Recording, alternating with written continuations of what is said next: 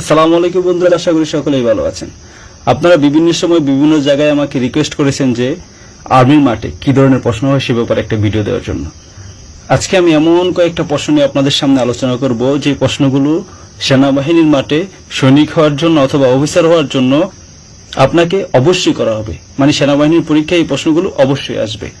তাহলে চলুন শুরু করা যাক। আজকের প্রশ্নগুলোর মধ্যে প্রথমেই রয়েছে সেনাবাহিনীর মূল মন্ত্র কি। আমরা যারা সেনাবাহিনী সম্পর্কে জানি অথবা একটু জানার চেষ্টা করি তারা হয়তো সবাই জানি যে সেনাবাহিনীর মূল মন্ত্র হলো সমরে আমরা, শান্তিতে আমরা, সর্বত্র আমরা, দেশের তরে। এটা যদি আমি ইংলিশে বলি, in war in peace we are everywhere for our country.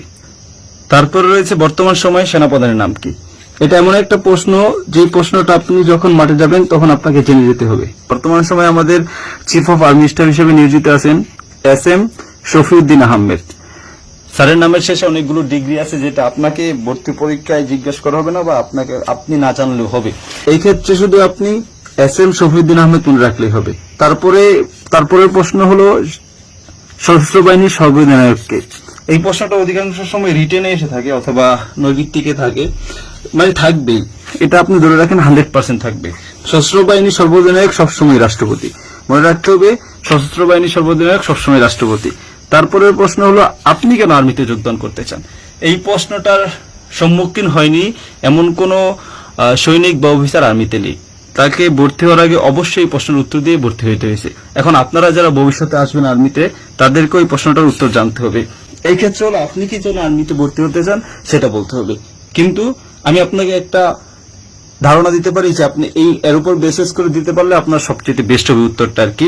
So আমি যেটা বলবো, আমি আমার দেশকে ভালোবাসি, তাই দেশের সেবায় নিজেকে নিয়োজিত করতে চাই।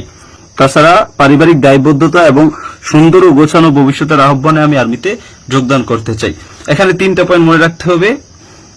আমি আমার দেশকে ভালোবাসি, পারিবারিক দায়বদ্ধতা এবং সুন্দর ও গোছানো ভবিষ্যৎ। এই 3টা পয়েন্টের উপর ভিত্তি করে যদি আপনি এই প্রশ্নের উত্তরটা দিতে পারেন তাহলে এর চাইতে বেস্ট কোনো উত্তর হবে না। মানে আপনার ওই ভাইভা বোর্ডে অথবা আপনার রিটেনে যে খাতা দেখবে অথবা ভাইভা বোর্ডে যে অফিসার আপনাকে প্রশ্ন করবে সে সারপ্রাইজ হয়ে যাবে। মনে রাখতে হবে আমি আমার দেশকে ভালোবাসি, তাই দেশের সবাই নিজেকে নিয়োজিত করতে চাই। তাছাড়া পারিবারিক দায়বদ্ধতা, সুন্দর ও গোছালো ভবিষ্যতের আহ্বানে আমি আর্মিতে যোগদান করতে চাই।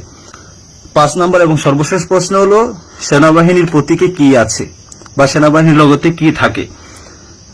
এর উত্তর হবে আড়াআড়ি 2টা তলার উপরে একটা শাপলা।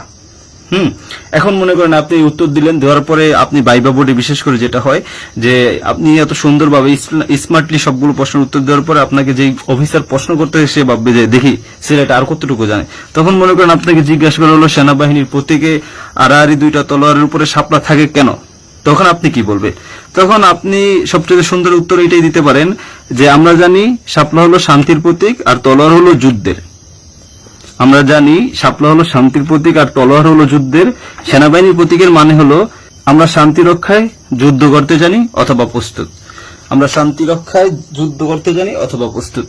মনে রাখতে হবে আজকে যেই 5টা প্রশ্ন নিয়ে আলোচনা করলাম এই প্রশ্নগুলোর উত্তর না দিয়ে এই পর্যন্ত কি আর্মিতে ভর্তি হতে পারে নাই বা ভবিষ্যতে আপনাকে দিয়ে আসতে হবে, কারণ এই প্রশ্নগুলো হলো মোর ইম্পর্টেন্ট আর বেসিক প্রশ্ন যেটা সেনাবাহিনীর মাঠগুলোতে অবশ্যই এসে থাকে।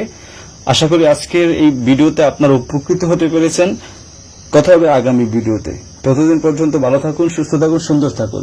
আর শেষ করার আগে শেষের একটি কথা, এই ভিডিওটা আপনারা যারা দেখেছেন আপনাদের পরিচিত কোনো বন্ধু অথবা পরিচিত কোনো ভাই যারা সেনাবাহিনী বা সৈনিক হওয়ার স্বপ্ন দেখে তাদের কাছে শেয়ার করুন। হয়তো আপনার একটা শেয়ার তার স্বপ্ন পূরণের পাথেই হবে।